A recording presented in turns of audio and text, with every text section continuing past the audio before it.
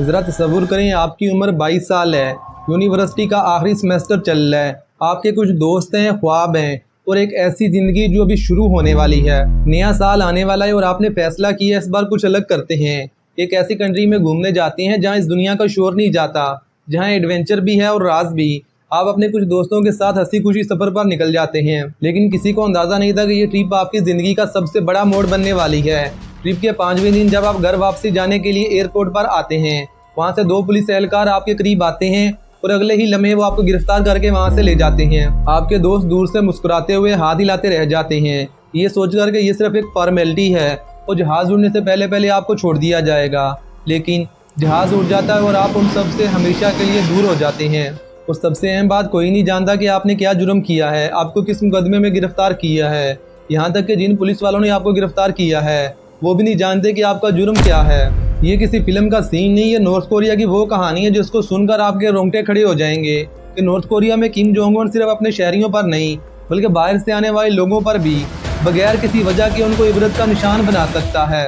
दिसंबर 2015 की बात है। अमेरिका की रियासत ओहायो में एक घर था जहाँ एक खुशमिजाज, इंटेलिजेंट और बाहिम्मत लड़का रहता था। नाम था ओटो फेडरिक वाम्बेयर। वो अमेरिका की वर्जीनिया यूनिवर्सिटी में इकोनॉमिक्स पढ़ता था। 2013 में हाई स्कूल से 2nd पोजीशन के साथ पास हुआ। स्विमिंग में माहिर था, फुटबॉल भी जबरदस्त खेलता था। लेकिन ओटो सिर्फ एक स्टूडेंट नहीं था, वो सोचने वाला, रिसर्च करने वाला इंसान था। दुनिया देखना चाहता था। वो जगह जहाँ पर आम लोग जाने से डरते थे वही ओटो को अपनी तरफ खींची थी और इसकी इसी क्यूरियोसिटी ने इसे अखबार के एक छोटे से आर्टिकल तक पहुँचा दिया। इसने इसकी ज़िंदगी हमेशा के लिए बदल दी। यंग पायोनियर टूर एक चीनी ट्रैवल एजेंसी थी जो सिर्फ $1200 में नॉर्थ कोरिया घुमाने का दावा कर रही थी। ये आर्टिकल पढ़ते ही ओटो की आंखें चमक उठी।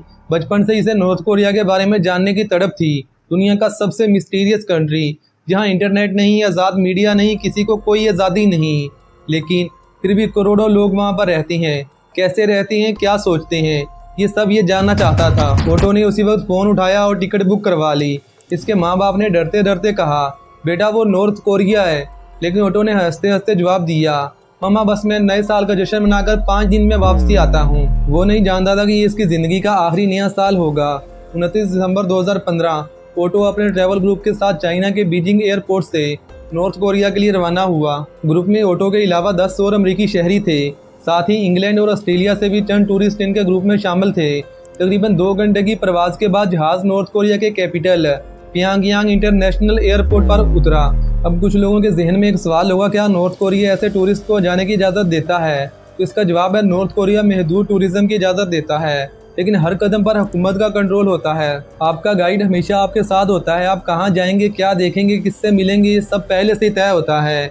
ये आज़ादी नहीं, एक मुनज़्ज़म तमाशा है जहाँ टूरिस्ट को वही दिखाया जाता है जो हुकूमत दिखाना चाहती है। ओटो और इसका पूरा ग्रुप एक होटल में ठहरे। ये नाम याद रखना, यंग गाकदू इंटरनेशनल होटल, क्योंकि इसी होटल से इस पूरी कहानी की वो बात जुड़ी है जो सबसे अहम है। अगले दिन नॉर्थ कोरियाई टूरिस्ट गाइड ने इन्हें प्यांगयांग की कुछ मशहूर जगह दिखाई। सब ठीक ठाक चल रहा था। फिर आई वो रात 31 दिसंबर 2015, प्यांगयांग का सबसे बड़ा चौक किम इल संग स्क्वायर, जिसमें हजारों नॉर्थ कोरियाई और चंद गैर मुल्की टूरिस्ट इकट्ठे हुए थे। रंग बिरंगी रोशनियां, मौसीकी, जोशो खरोश, एक अजीब सा जश्न। एक ऐसी जगह पर नया साल जहां लोग खुशी से नाचते हैं, लेकिन अंदर से क्या सोचते हैं कोई नहीं जानता। रात भर जश्न चलता रहा। फिर सब होटल वापसी आ गए। कोई शराब पीने के लिए बार में चला गया, कोई कमरे में आकर आराम करने लगा।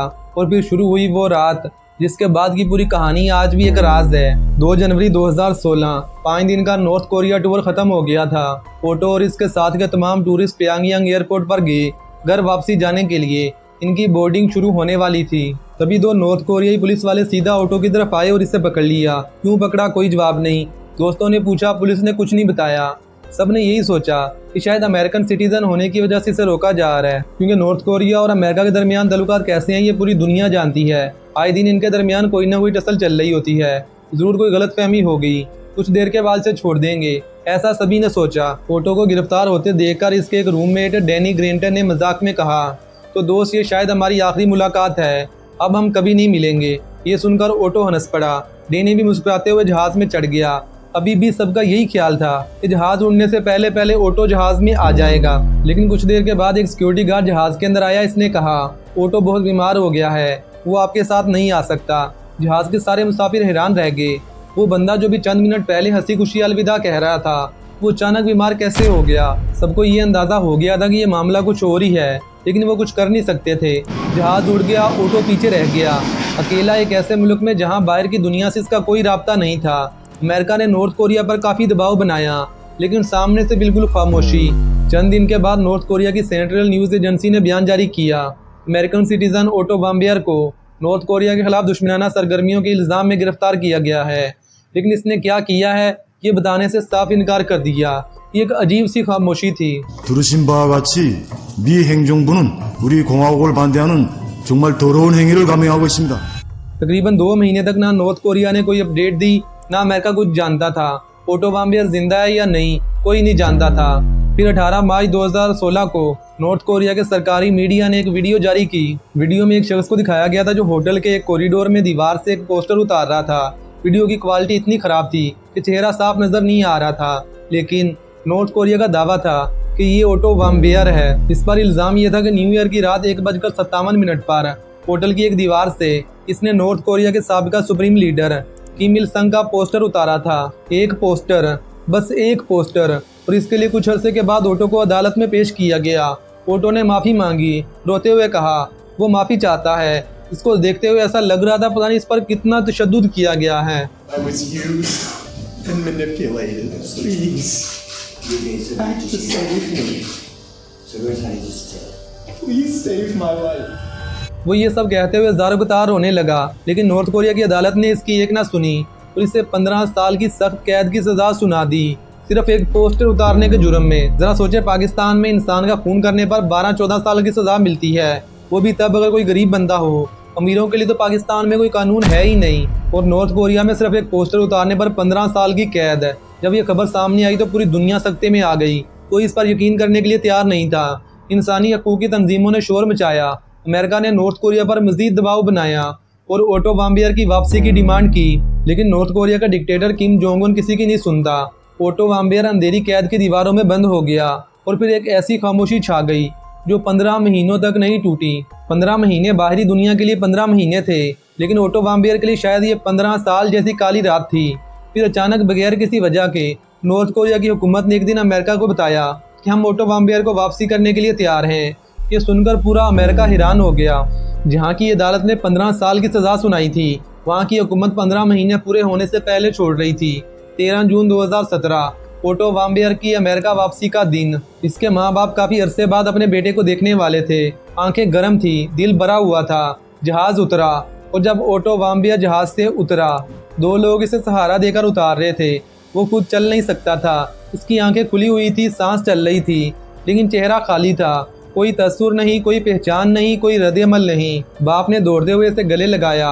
ओटो ने कुछ नहीं कहा, नाम पुकारा, कुछ नहीं कहा, हाथ हिलाया, कुछ नहीं कहा।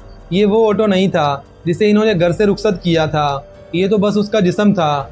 रूह तो शायद उसकी नॉर्थ कोरिया की अंधेरी कैद में ही रह गई थी। हॉस्पिटल में जब डॉक्टरों ने चेकअप किया और जो पता चला वो सुनना बहुत ही मुश्किल है।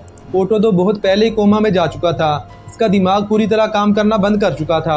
सिटी स्कैन में दिखा कि इसका दिमाग एक नॉर्मल दिमाग से बिल्कुल बदल चुका है, दांतों की स्ट्रक्चर बिगड़ चुकी है। डॉक्टर्स ने कहा सेहतयाबी की कोई उम्मीद नहीं। और फिर 19 जून 2017 को दोपहर के 2:20 पर ओटो वाम्बियर इस दुनिया से चला गया, सिर्फ 22 साल की उम्र में। डैनी का वो मजाक में कहा हुआ जुमला याद है, शायद ये हमारी आखिरी मुलाकात है, काश वो मजाक ही रहता। नॉर्थ कोरिया ने कहा कि एक नींद की गोली की वजह से ओटो कोमा में चला गया था, लेकिन मैं और शायद आप भी इस बात पर एक सेकंड के लिए भी यकीन नहीं कर सकते। मैं ऐसा क्यों कह रहा हूँ, इसकी 4 बड़ी वजूहात हैं। पहली बात, एयरपोर्ट पर जब ओटो को पकड़ा गया पुलिस ने कोई वजह नहीं बताई। ऐसा लगता था जैसे ऊपर से ऑर्डर आया पकड़ो और इन लोगों ने पकड़ लिया। ये किसी हकीकी जुर्म की गिरफ्तारी नहीं लगती, एक पहले से तयशुदा चाल लगती है जिसका ये शिकार हुआ। दूसरी बात, नॉर्थ कोरिया ने शुरू में 2 महीने तक किसी को कुछ नहीं बताया। अगर ओटो ने सच में वो जुर्म किया था और इसकी सीसीटीवी फुटेज पहले से इनके पास मौजूद थी, तो इस फुटेज को रिलीज करने में 2 महीने क्यों लगे? मेरे ख्याल में वो 2 महीने इन्हें जाली फुटेज बनाने में लगे होंगे, ऐसी फुटेज जिसमें चेहरा इतना गैर वाज़ेह हो कि कोई साबित ही न कर सके कि ये ओटो नहीं है।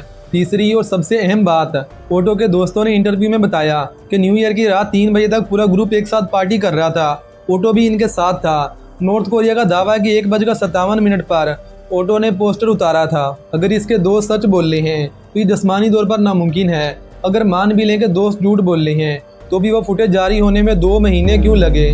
चौथी और सबसे गहरी बात, ओटो वाम्बियर के जिस्म पर कोई भी चोट का निशान नहीं था, लेकिन इसके दिमाग का स्ट्रक्चर बिल्कुल बदल चुका था। दांत फूट चुके थे। दुनिया में तशद्दुद के ऐसे बहुत सारे तरीके मौजूद हैं जो जिस्म पर कोई निशान नहीं छोड़ते, जैसे कि नफ्सियाती तशद्दुद, नींद से महरूमी। नॉर्थ कोरिया बहुत अच्छे से ये बात जानता था कि अगर जिस्म पर कोई भी तशद्दुद के निशान हुए तो पूरी दुनिया को पता चल जाएगा और सब मिलकर हमारे ऊपर दबाव बनाएंगे। इसलिए इन्होंने वो रास्ता चुना जहाँ पर कोई सुराग ही ना बचे। और ये कोई पहली बार तो हुआ नहीं, इससे पहले भी कई बार नॉर्थ कोरिया अमेरिकन सिटीजन को इसी तरीके से तशद्दुद का निशाना बना चुका है। 2009 में 2 अमेरिकन जर्नलिस्ट लिवरा लिंग एंड यूना ली, जो करंट टीवी के लिए काम करती थी, वो रिपोर्टिंग के लिए चीन के बॉर्डर पर गई हुई थी। वहाँ से 17 मई 2009 को किम जोंग उन ने इनको अगवा करवा लिया और उठाकर नॉर्थ कोरिया ले गया और इन पर इल्ज़ाम लगाया गया कि ये गैर कानूनी तरीके से नॉर्थ कोरिया का बॉर्डर क्रॉस करके अंदर घुसने की कोशिश कर रही थी जासूसी के लिए। और नॉर्थ कोरिया की अदालत ने इसी बात पर इनको 15-15 साल की कैद की सज़ा भी सुना दी। वो तो बाद में बिल क्लिंटन अमेरिका से नॉर्थ कोरिया गया, वहाँ पर किम जोंग उन के साथ इसने मुज़ाकरात किए और अगस्त 2009 में इन दोनों को वहाँ से रिहाई मिली। बेसिकली नॉर्थ कोरिया का असल मकसद अमेरिका पर दबाव बनाकर अपनी बातें मनवाना होता है, इसके अलावा और कुछ नहीं। इस बात में कोई शक नहीं कि नॉर्थ कोरिया और अमेरिका की दुश्मनी की वजह से ओटो वाम्बियर बलि का बकरा बन गया। 2 ममालिक की दुश्मनी की वजह से एक बेकसूर इंसान की ज़िंदगी जहन्नम बन गई। अल्लाह हाफिज़।